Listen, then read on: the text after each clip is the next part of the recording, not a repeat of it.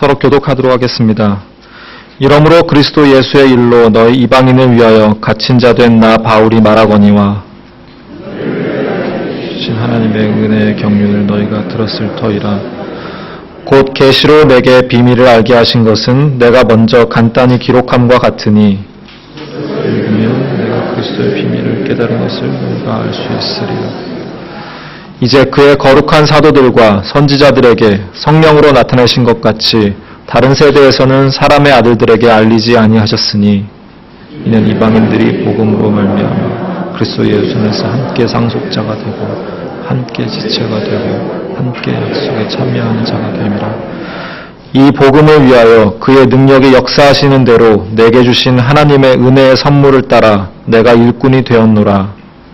성도 중에 지극히 작은 자보다 더 작은 나를 이 은혜를 주신 것을 증명하시니 그리스도의 풍성함을 이방인에게 전하게 하시고 영원부터 만물을 창조하신 하나님 속에 감추어졌던 비밀의 경륜이 어떠한 것을 드러내게 하려 하심이라. 교회로 말미암아 하늘에 있는 통치자들과 권세자들에게 하나님의 각종 지혜를 알게 하시려 하심이니 곧 영원부터 우리 주 예수 그리스도 안에서 예정하신 뜻대로 하신 것이라. 우리가 그 안에서 그의 믿음으로 말미암아 담대함과 확신을 가지고 하나님께 나아감을 얻느니라. 함께 읽으시겠습니다. 그러므로 너희에게 구하노니 너희를 위한 나의 여러 환난에 대하여 낙심하지 말라. 이는 너희의 영광이니라. 아멘. 우리 주님께서 이 땅에 계실 때에 하나님 자녀된 사람들의 축복을 8가지로 이야기를 해주신 것이 있습니다. 그 가운데 마음이 청결한 자는 복이 있나니 저희가 하나님을 볼 것이요 라는 말씀이 있습니다. 하나님을 본다. 이것이 초대교회 시절부터 그리스도인들이 가장 사모하는 이 복이었습니다. 이것이 신앙생활의 목적이기도 하고 신학자들에게는 신학 공부를 하는 목적이기도 합니다. 하나님을 보는 것. 성경에서 사용된 지각동사는 보다, 알다 뭐 이런 단어들은 항상 깊은 사귐의 뜻을 갖고 있습니다. 하나님을 본다는 것은 몸이 없으신 신이신 영적 존재이신 하나님을 우리가 어떤 신비체험 가운데 본다라는 그런 뜻보다도 영원히 계신 성삼위 하나님과 깊은 영생의 사귐을 나누는 것을 뜻합니다. 그러고 보면 우리에게 이렇게 주일을 허락하셔서 하나님 앞에 나와서 함께 모여 예배드리게 하시고 찬양과 경배와 특별히 말씀을 통하여 우리에게 주시려고 하는 것도 바로 하나님을 보는 그런 축복입니다. 하나님은 우리를 사귐의 자리로 불러주시되 특별히 말씀을 통하여 불러주십니다.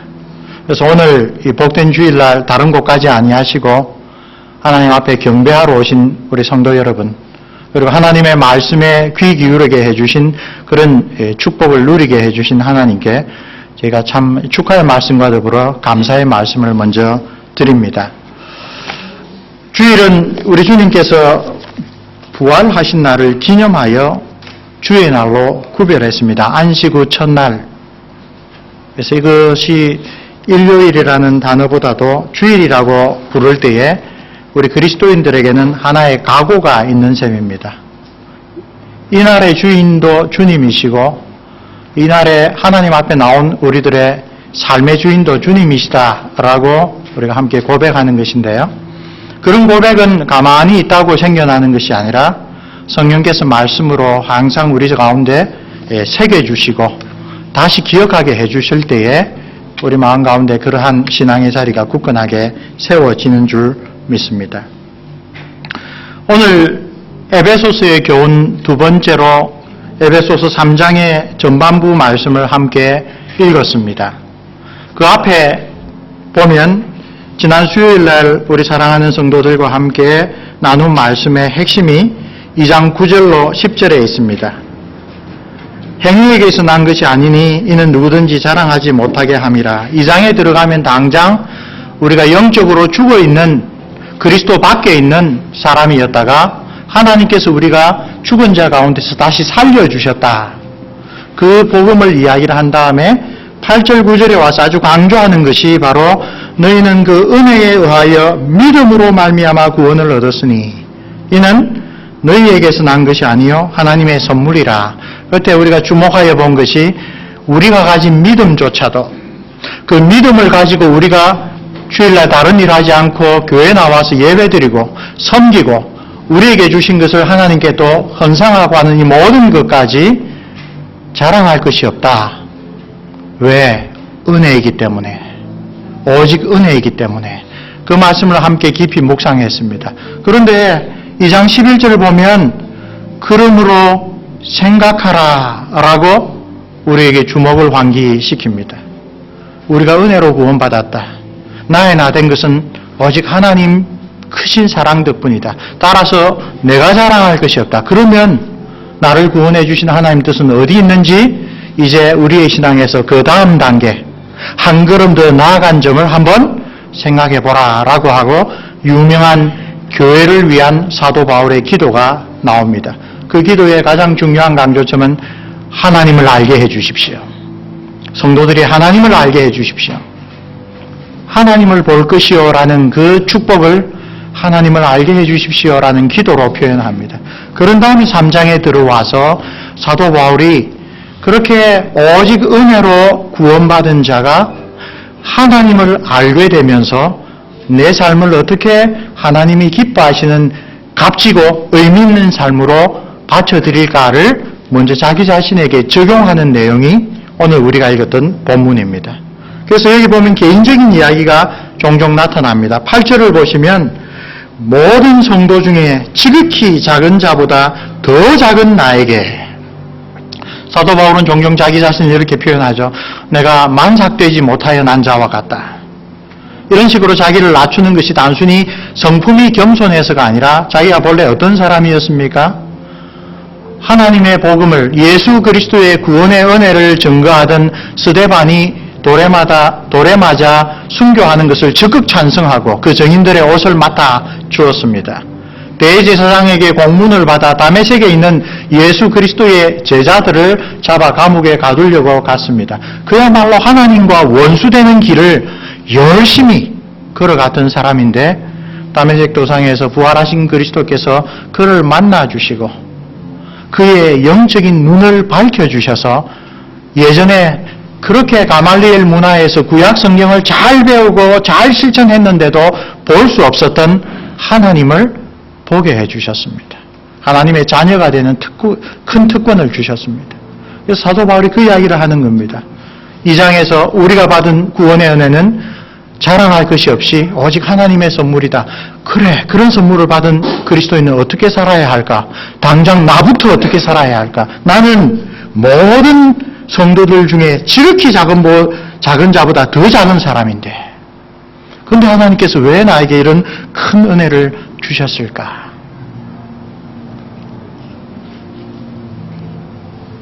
그래서 사도 바울이 하나님이 우리를 구원하시고 하나님의 품으로 인도하신 그 뜻이 무엇인가를 찬찬히 돌아봅니다.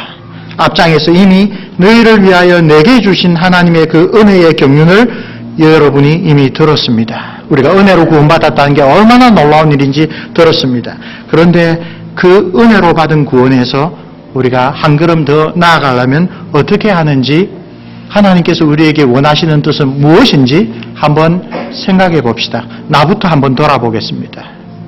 그리고 이 단락에서 아주 강조하여 쓰는 단어가 미스테리라는 말입니다. 비밀이라는 말로 번역이 되었죠. 비밀이라는 말로 번역할 수 있는 두 가지 단어가 있습니다. 하나는 시크릿이고 하나는 미스테리입니다. 시크릿은 그야말로 감추어 두었기 때문에 사람들이 못 보는 것입니다. 다른 사람들에게는 알리지 않았기 때문에 아는 사람만 아는 겁니다. 그런데 미스테리는 모든 사람에게 다 보이도록 펼쳐두었습니다. 그런데 놀랍게도 그 펼쳐놓은 것을 어떤 사람은 보고 깨닫고 다른 사람은 똑같이 보는데도 알지 못하는 그것을 미스테리라고 합니다. 우리 주님께서 불순종하는 무리들 예수님께 나아오지만 영생하는 말씀 때문이 아니라 떡을 먹고 배불러서 나온 사람들에게 이런 경고의 말씀을 하셨습니다. 너희는 듣기는 들어도 알지 못하고 보기는 보아도 깨닫지 못한다. 이게 바로 복음의 미스테리를 표현하는 말씀입니다. 오늘 우리가 누리는 구원의 은혜는 성경에 분명히 기록되어 있습니다. 믿지 아니하는 사람들도 성경을 읽을 수 있습니다. 그런데 어떤 사람에게는 그 성경을 읽을 때, 이 성경을 통한 주님의 메시지를 들을 때 빌립보에서 자주장사 루디아에게 역사하셨던 그 성령께서 그 마음을 열어 하나님의 말씀을 잘 박힌 돌처럼 우리 가슴에 새겨주는 반면에 어떤 사람은 아무리 읽고 아무리 들어도 그 안에 믿음이 생겨나지 않는 것이 이 신비, 그리스도의 신비의 비밀입니다. 사도 바울은 오늘 이 신비가 무엇보다도 예수 그리스도에 관한 것이라고 4절에서 이야기를 합니다. 그것을 읽으면 내가 그리스도의 비밀을 깨달은 것을 너희가 알 수 있으리라. 그리고 이 말씀을 앞뒤로 강조하여 설명합니다. 이 그리스도의 신비는 언제 전해졌습니까? 11절 말씀. 곧 영원부터 우리 주 그리스도 예수 안에서 예정하신 뜻대로 하신 것인데 이전 세대, 구약 시대에는 이렇게까지 하나님께서 우리를 구원하신 그 구원의 메시지와 그 메시지를 받은 사람에게 원하시는 뜻, 그와 관련된 복음의 신비를 분명하게 알려주시지 아니하셨다. 5절 말씀 보십시오. 이제 그의 거룩한 사도들과 선지자들에게 성령으로 나타내신 것과 같이 다른 세대에서는 사람의 아들들에게 알리지 아니하셨다. 디도스 2장 11절 보면 모든 사람을 구원하시는 하나님의 은혜가 나타난다는 동사가 해가 뜨기 전에 온 세상이 어둑어둑하다가 지평선 위에 해가 뜨면 일출이 되면 순식간에 밝아지듯이 그것을 뜻하는 단어가 본래 쓰였습니다. 우리 주 예수 그리스도께서 오신 다음에야 하나님께서 우리를 사랑하사 어떻게 죄와 사망과 사단의 권세에서 해방하시고 본래 우리를 창조하신 그 목적을 아름답게 이루어 가시는가 하는 것이 분명히 나타났다. 근데 그것을 오늘 우리에게는 누구를 통하여? 주님께서 세우신 거룩한 사도들과 선지자를 통하여 하나님의 구원의 뜻을 예수님께서 전해주시고 그 예수님의 말씀을 받은 사도들과 선지자들이 오늘 우리에게 전해주고 있다. 이것은 정말 구약의 신실한 성도들, 아브라함과 다윗과 그 어떤 우리와 비교할 수 없는 훌륭한 성도들도 다 알지 못했던 놀라운 구원의 진리라 이야기를 하고 있습니다. 그 진리의, 그 신비의 내용이 무엇입니까? 여러 가지가 있겠죠. 에베소서에는 그 진리의 내용을 이렇게 강조하여 설명합니다. 6절 말씀 우리 다시 같이 한번 읽어보겠습니다. 3장 6절입니다. 이는 이방인들이 복음으로 말미암아 그리스도 예수 안에서 함께 상속자가 되고 함께 지체가 되고 함께 약속에 참여하는 자가 됨이라. 세 번이나 강조하는 단어는 무엇입니까? 함께입니다. 누구와 함께입니까? 여기 보면 이방인들이라고 했으니까 이방인들이 들어왔습니다. 본래 누구들만 있는 곳에요? 유대인들만 있는 곳에. 유대인들은 자기들이야말로 하나님의 백성으로 선택된 유일한 사람들이라고 믿었습니다. 그래서 유대인들은 이방인들과 같이 식사도 하지 않고 이방인의 집에 들어가지도 않고 교제도 하지 않았습니다. 사마리아인들 반쯤 유대인이고 반쯤 이방인인 모세오경을 읽고 있는 사람들도 유대인들에게 의해서는 개와 돼지처럼 취급받았습니다. 예수님의 제자 베드로가 고넬료의 집에 갈 때 여러분 혼자 갔습니까? 아니면 형제들을 데리고 갔습니까? 형제 7명을 데리고 갔습니다. 완전수에 해당합니다. 왜요? 나중에 고넬료의 집에 가서 성령의 역사심을 봤는데 예루살렘 교회로 돌아오니 교회의 성도들이 베드로를 비난합니다. 네가 유대인으로서 어떻게 이방인의 집에 들어가서 먹고 마시고 교제하느냐? 할 수 없는 일이다. 그래서 베드로가 아마 미리 알았든지 자기의 말을 증거해 줄 형제들을 함께 데려갔었습니다. 그렇게 이방인과 유대인 사이에는 그야말로 철천지 원수와 같은 영적인 담이 있었습니다. 구약 시절에도 마찬가지였습니다. 선지자 요나는 니느웨로 가서 말씀을 전하라라는 하나님의 계시를 듣자마자 다시스로 도망갔습니다. 요나서 3장을 보면 왜 도망갔는지가 분명히 나타납니다. 하나님은 틀림없이 나를 통하여 그곳에 회개와 심판의 메시지를 전하게 하시고 그들이 회개하면 용서해 주시려고 나더러 가라고 하는구나. 그것은 절대로 안 되지. 일본 놈들이 어떻게 구원받아? 에? 일본 놈들은 다 지옥 가야 마땅하지. 에? 우리를 그렇게 괴롭히는 원수들인데 그런 생각으로 가득했던 것입니다. 그래서 하나님의 뜻인데도 불구하고 선지자가 하나님 니느웨 사람들 구원하면 안 좋겠습니다 하고 도망갔죠. 이렇게 유대인과 이방인들 사이에 그 담은 엄청났습니다. 10년, 20년 묵은 담이 아닙니다. 수백 년 묵은 담입니다. 그런데 그리스도의 비밀로 표현된 하나님의 구원의 경륜은 우리가 아무런 값 없이 예수 그리스도의 은혜로 구원받은 다음에 그러므로 생각하라 하나님이 너희를 왜 구원하셨는지 라고 말하면서 사도 바울이 이야기하는 것은 교회 안에서 인간적으로 원수되었던 유대인과 이방인이 함께 어떻게 돼요? 하나님 나라를 상속할 후사가 되고 함께 지체가 되고 지체가 된다 말은 너무나 생생한 말입니다. 1907년에 평양 대부흥 운동을 일으키신 선교사님 중에 한 분이 이런 선교, 윌리엄 블레어라는 선교사님이 이런 설교를 했죠. 내가 지난주에 손가락을 다쳤습니다. 근데 손가락을 다쳤는데 손가락만 아픈 게 아니라 나의 온몸이 아픕니다. 그리스도 안에서 한 지체가 되었다는 것은 어느 지체가 아프면 온몸이 아픈 것처럼 그렇게 하나가 되는 겁니다. 예전에는 접촉도 하지 않으려고 했던 그런 사람들이 이제 하나님 안에서 예수 그리스도의 교회 안에서 함께 그렇게 느끼는 지체가 되었다. 그리고 함께 약속에 참여하는 자가 됐다. 이제 교회 생활하면서 하나님이 주실 영원한 그 나라, 이 땅에서부터 우리에게 허락하신 하나님 나라, 영생의 축복을 함께 소망하며 나아가고 있다. 소망이 같은 사람들은 걸어갈 때 서로 힘이 됩니다. 소망이 다른 자는 함께 걸어가는 것 자체가 힘겨워집니다. 그런 자로 불러주셨다. 그리스도의 비밀은 교회 공동체에 있습니다. 그리고 오늘 사랑하는 우리 성도님들과 함께 나누고 싶은 그 핵심이 바로 그와 연결된 10절 말씀입니다.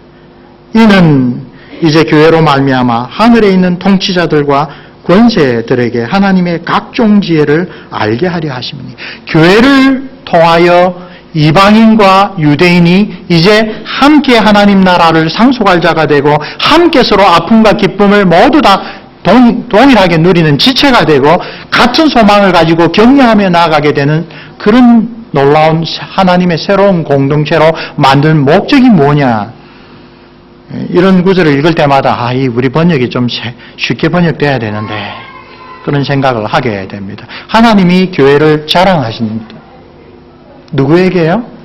여기 보면 하늘에 있는 통치자들과 권세들에게. 통치자들과 권세들을 하면 먼저 생각나는 대상이 하나님께서 천군 천사들에게 하나님의 뜻을 수종드는 종들에게 자랑하시는 것 같다. 그럴 수 있습니다. 6장을 한가 보시면요. 6장 12절에 우리의 씨름은 예수 그리스도를 믿는 하나님의 성도들의 영적인 싸움은 혈과 육을 상대하는 것이 아니요 통치자들과 권세들 나오죠. 이 어둠의 세상 주관자들과 하늘에 있는 악의 영들을 상대함이라. 에베소서에서 여기 통치자들과 권세자들은 하나님을 대적하는 사단의 무리들을 뜻하고 있습니다. 그러고 보면 3장 10절 말씀 놀랍습니다. 하나님께서 교회를 누구에게 자랑해요? 하나님의 뜻을 처음부터 불순종하고 사사건건 하나님의 일을 방해하고 우리까지 넘어지게 하여서 하나님께 대항하고자 하는 사탄 혹은 마귀 이름 자체가 속이는 자, 속여서 하나님께 대항하도록 만드는 자, 그런 하나님의 대적들에게 하나님이 교회를 자랑하시려고 한다. 교회가 어떤 교회이다? 하나님께서 얼마나 놀라운 사랑으로 사탄과 마귀가 보기에는 자격도 없고 능력도 없고 형편없는 자들을 하나님의 형상으로 변화시키시고 예수 그리스도를 통하여 하나님 자녀로 부르시고 그러한 하나님의 아가페적인 사랑을 실천하는 공동체로 만들었는지, 그래서 썩어져가는 세상에 빛과 소금으로 그 세상 자체를 바꾸게 하시는지 하나님이 교회를 그 사단의 세력들에게 자랑하신다. 사랑하는 성도 여러분, 교회에 대하여 하나님께서 보시는 관점은 이렇습니다. 근데 문제는 우리는 교회를 어떻게 보고 있는가? 이전과 관련하여 우리의 신앙의 선배들 가운데 아주 훌륭하게 이 구절의 말씀을 역설적으로 설명한 분이 있습니다. 영국의 유명한 기독교 작가 C.S. 루이스입니다. 스크루테이프의 편지라는 책이 있는데요. 이것은 고참 마귀가 신참 마귀에게 어떻게 하면 신앙을 가지려고 하는 사람들, 신앙에서 한 걸음 더 성숙하게 되려는 단계에 있는 사람을 유혹해서 믿음을 좌절시키는지 노하우를 적어보내는 형식으로 된 가공의 편지글입니다. 정말 읽어볼 만한 귀한 기독교 고전 중에 하나입니다. 거기에서 교회에 관하여 이런 이야기를 전해주고 있습니다. 사랑하는 웜우드에게, 웜우드가 일선에서 유혹하는 마귀입니다. 사랑하는 웜우드에게 현재 우리의 가장 강력한 동맹자들 가운데 하나는 바로 교회 자체란다. 놀라운 이야기합니다. 마귀가 사람들을 유혹해서 하나님께로부터 멀어지게 하는데 도와주는 것이 교회라. 이런 처음부터 역설적인 말을 합니다. 그런데 내가 말하는 교회란 우리가 보듯이 온 시대와 모든 곳에 걸쳐 있는 그 뿌리를 영원에 두고 있는, 그리고 깃발을 내걸고 당당하게 진군하는 그 군대와 같은 무서운 그 교회가 아니다. 그 교회는 하나님이 보시는 하나님의 참된 교회를 말합니다. 고백하건대 그 참된 교회의 모습은 가장 대담한 유혹자들도 보면 불편하다. 교회 앞에서는 불편하게 만드는 그런 모습이다. 그러나 정말 다행스럽게도 그런 교회의 참된 모습은 이런 인간들에게는 거의 보이지 않는다. 네 환자가 보는 교회의 모습이란, 이 참 단어가 유서 깊은 단어예요. 우리 형제들은 군대 갔다 오면 그러죠. 수요일 날 환자들 나와, 환자들 집합해. 예배 드리러 가는 사람들은 환자들이라고 그냥 표현을 합니다. 여기서 네 환자가 보는 것이란 단지 새로운 건축 부지에 반쯤 완성된 엉터리 고등 양식의 건물일 뿐이다.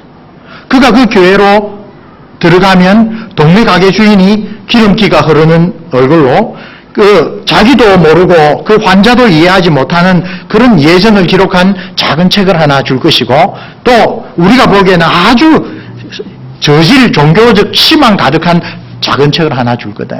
앵글리칸 처치 가면 거기에 Book of Common Prayer라고 하는 예배 모범서를 줍니다. 그리고 시편 찬송가, 일반 찬송이 있는 찬송가를 줍니다. 그 이야기를 이렇게 소개하는 겁니다.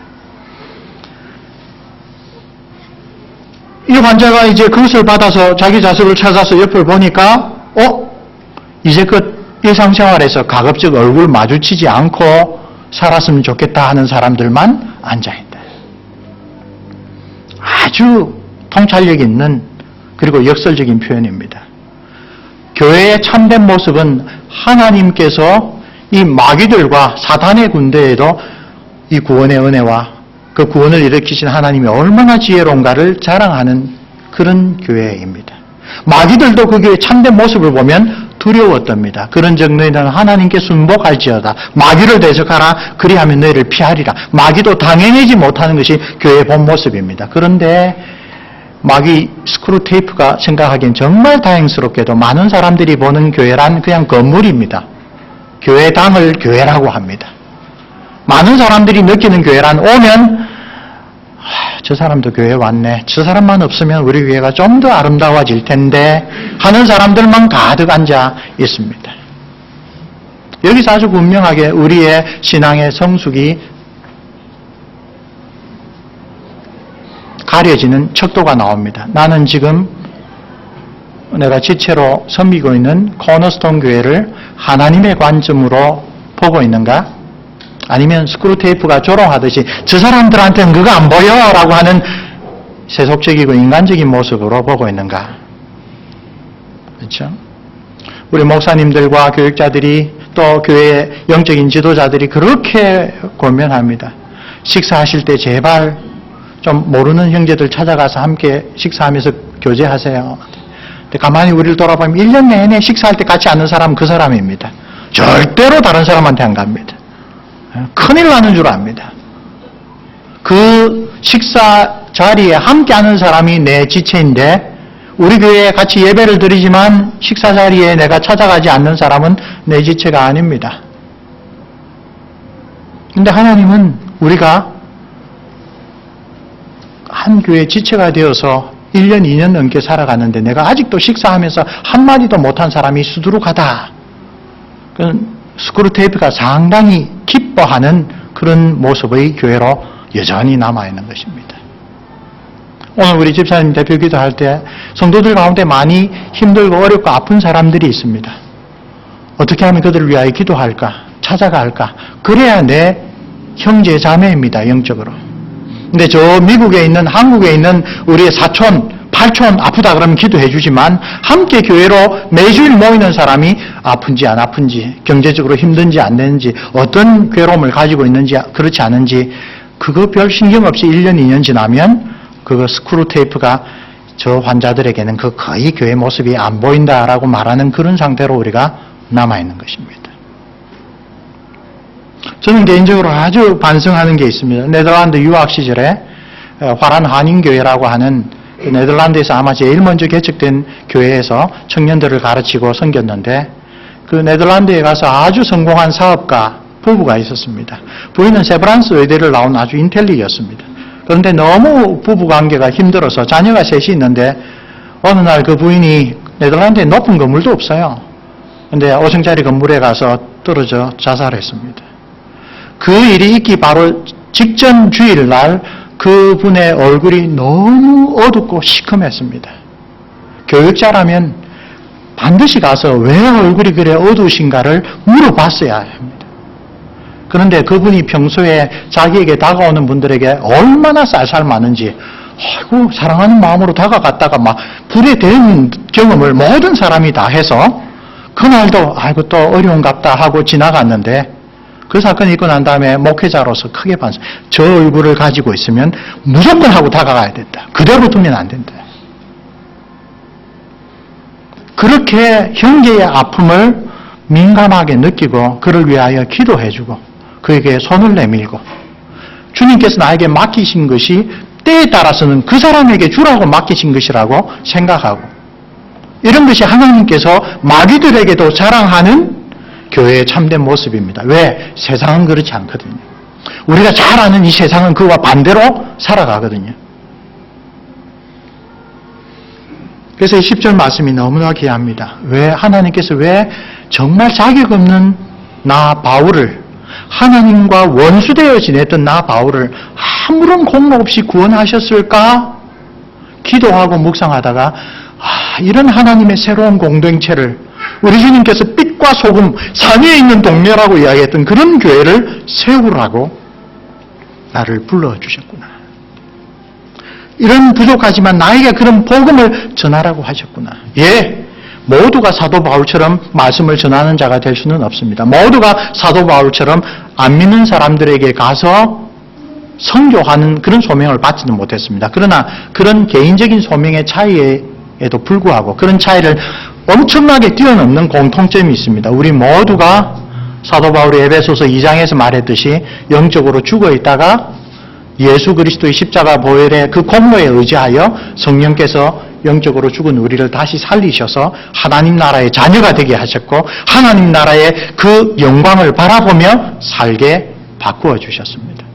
사도 바울이 자기부터 이야기를 하면서 마땅히 하나님의 은혜를 받아 구원받은 사람은 우리가 부름받은 이 교회를 통하여 하나님이 얼마나 사랑스러우시고 놀라우시고 지혜로우신지 믿지 아니하는 하나님을 대적하는 사람들에게까지 증거하고 우리의 삶을 통하여 증명해 보여야 된다. 그게 우리 장로교회가 말하는 인생의 제일 된 목적이죠. 하나님을 영화롭게 하는 것. 그리고 하나님을 영화롭게 하는 그 삶에 하나님을 영원히 즐기는 참된 기쁨이 있다. 그 이야기를 합니다. 그래서 13절에 그 유명한 말씀을 합니다. 내가 지금 감옥에 갇혀 있는데 세상적으로 보면 야 너희들의 지도자가 너희 교회 세운 사람이 감옥에 갇혀 있다. 부끄럽지 않냐? 결코 부끄럽지 않다. 하나님 앞에서 잘못을 한 것이 아니라 하나님의 뜻을 온전히 이루기 위하여 세상으로부터 박해를 당하는 것이니 여러분은 내가 하나님께 섬김으로 말미암아 당한 일을 부끄러워할 필요 없다. 오히려 자랑할 만한 일이다. 그 이야기를 하고 있습니다. 교회는 이렇게 유대인과 이방인이 하나 되었을 뿐만 아니라 우리 빌레몬서를 보면 빌레몬의 집에서 돈을 훔쳐서 도망한 오네시모가 바울을 옥중에서 만나서 그리스도인이 되었습니다. 편지를 하나 들려서 보냅니다. 이전에는 무익한 종이었었지만 이제는 하나님 앞에서 유익한 형제다. 돌아가면 오네시모는 여전히 노예로 살아야 됩니다. 빌레몬은 여전히 주인입니다. 그러나 빌레몬의 집에서 모이는 교회에서는 사랑받는 형제입니다. 그래서 혁명을 일으키지도 않고 사회 개조를 하려고 하지도 않았지만 교회가 하나님의 뜻대로 온전한 공동체를 만들어 사니 결국은 로마 사회가 바뀝니다. 로마에서 나중에 결국 노예제도가 없어집니다. 노예제도가 여전히 시퍼렇게 살아있을 때도 교회 안에서는 주인과 노예 사이에 그런 가혹한 모습이 없어집니다. 교회는 그런 곳입니다. 그래서 한번 우리가 깊이 돌아볼 필요가 있습니다. 오늘 우리는 교회를 어떻게 봅니까? 우리는 하나님을 보는 은혜를 충만히 누려서 하나님이 보시듯 우리 교회를 보고 있습니까? 아니면 스크루테이프가 다행이다라고 하는 그런 방식으로 여전히 교회를 보고 있습니까? 하나님의 은혜가 없으면 우리는 그야말로 우리의 본성에 따라 이 세상 사람과 다를 바 없이 교회를 이해하고 인식합니다. 그래서 곧바로 14절에 또 무엇합니까? 또 다시 기도합니다. 하나님께서 보시는 그 관점으로 우리도 교회를 볼 수 있도록 하나님 은혜를 내려 주시옵소서. 첫 번째 교회를 위한 기도에서는 하나님을 알게 해 주옵소서. 두 번째 기도는 뭘 이야기를 하고 있습니까? 16절 말씀 보십시오. 그의 영광의 풍성함을 따라 그의 성령으로 말미암아 너희 속사람을 능력으로 강건하게 하시오며, 첫 번째 기도가 우리의 속사람이 성령으로 강건하게 되기를 원합니다. 속사람이 무엇입니까?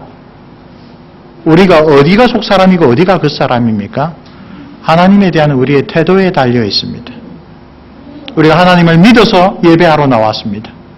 우리가 코너스톤 교회의 성도가 되었습니다.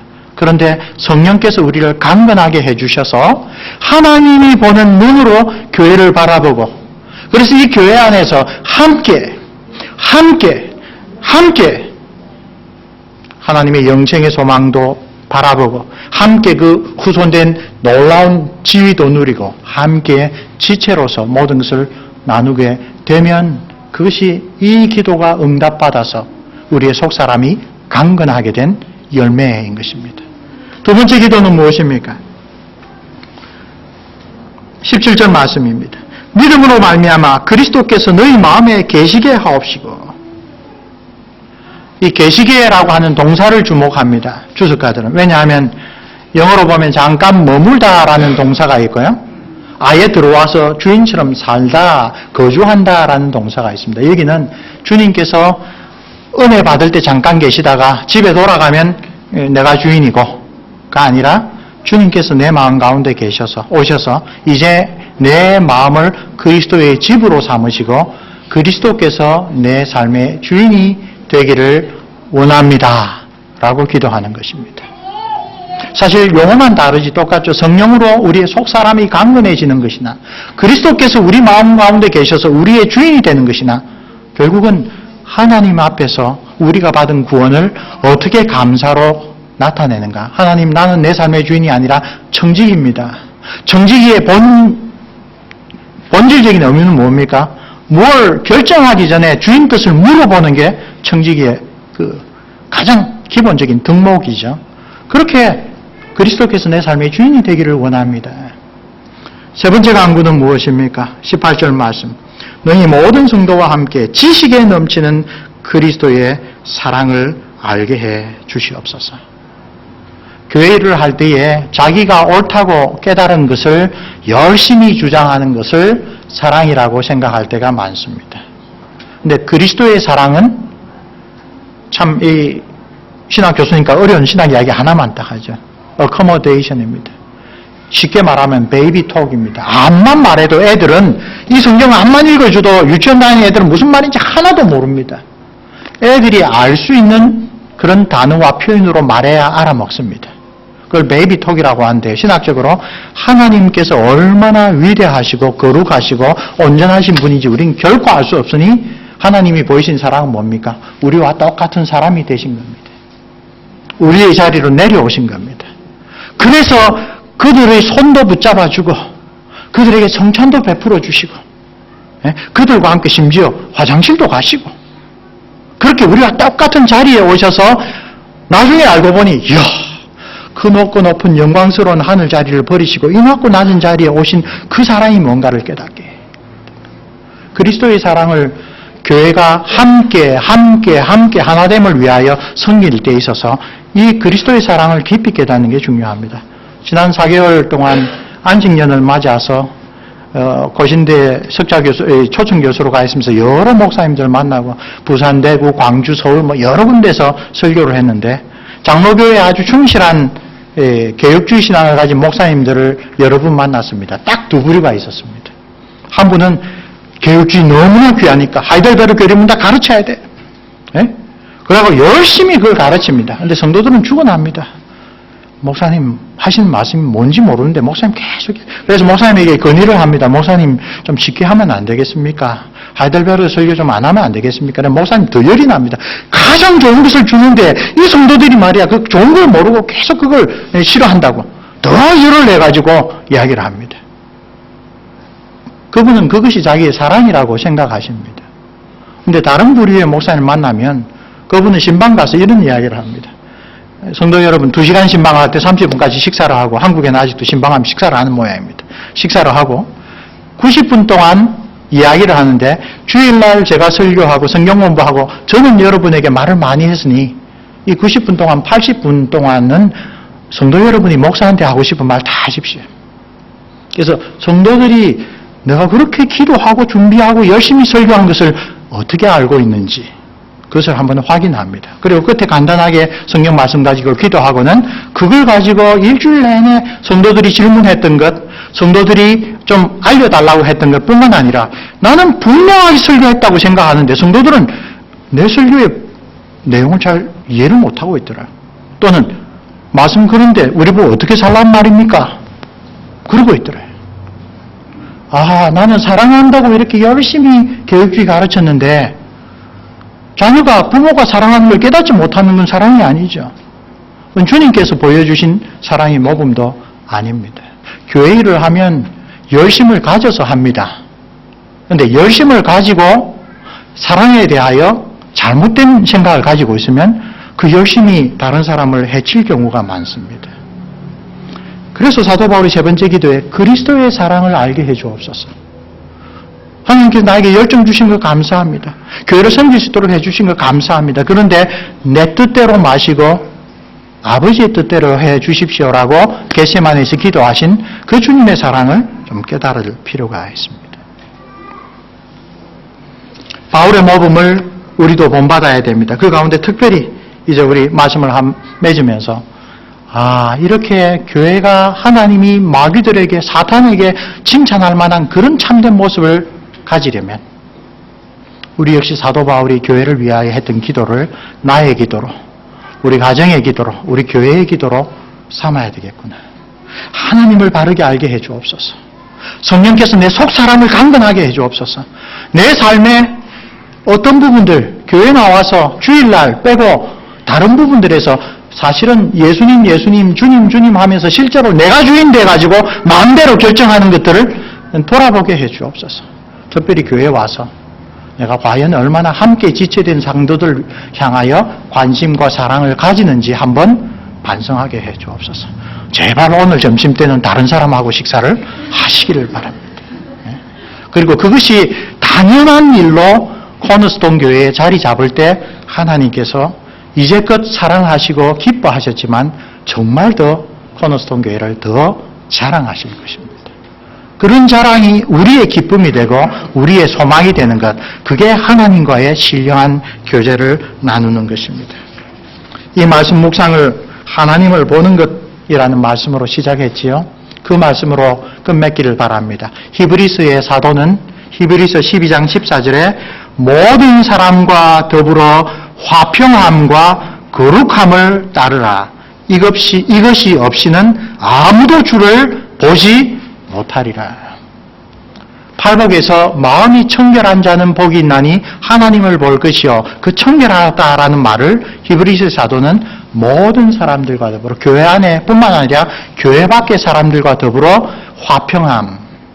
우리는 하나님과 화목된 자입니다. 하나님과 누리는 샬롬을 이웃들과 함께 지체된 성도들 뿐만 아니라 믿지 아니한 사람과 나누어야 될 사람입니다. 그런 가운데 그런 화평함이 안 믿는 사람들, 불신자들이 좋아하는 방식대로 우리도 따라가서가 아니라 거룩한 가운데 이루어지는 것. 거룩함과 화평함, 이것이 있어야 주님을 볼 것이다. 그것이 교회를 향하여 하나님께서 기대하시는 그 거룩하신 뜻입니다. 다 함께 기도합시다. 사도 바울을 통하여 오늘도 살아계셔서 우리를 위하여 대언하실 뿐만 아니라 말씀과 성령으로 우리를 다스려 주시는 우리 주 예수 그리스도의 교회를 향한 깊은 뜻을 깨우쳐 주시니 감사합니다. 주님께서 코너스톤 교회를 세워주시고 귀한 말씀의 사역자들을 불러주시고 헌신된 성도들이 정말 주님의 일을 나의 일처럼 여기고 교회를 세워오게 하신 것 감사합니다. 근데 이제 하나님의 그 은혜에 우리가 감사함으로 보답하기를 원합니다. 값없이 구원해 주신 은혜를 어떻게 하면 갚을까 고민하는 가운데 이 교회가 얼마나 중요한지 깨달았던 사도 바울처럼 우리도 이 코너스톤 교회를 통하여 하나님께서 영광 받으시기를 소원합니다. 하나님께서 이 코너스톤 교회를 들어 하나님을 대적하는 악한 세상의 악령들에게까지 하나님의 놀라운 구원의 은혜와 지혜를 자랑하시기를 소원합니다. 우리가 그런 하나님의 친백성이 되기를 원합니다. 하나님, 우리 가운데 그런 간절한 기도의 마음을 주시옵소서. 정말 무릎 꿇고 기도하는 간절함을 저희들에게 허락해 주시옵소서. 그리고 그 기도가 주님께서 우리의 마음을 건드려 주실 때마다 바로 순종하여 형제를 돌아보는 실천을 통하여 열매 맺게 은혜 내려 주시옵소서. 우리 주 예수 그리스도 이름으로 기도합니다. 아멘. 우리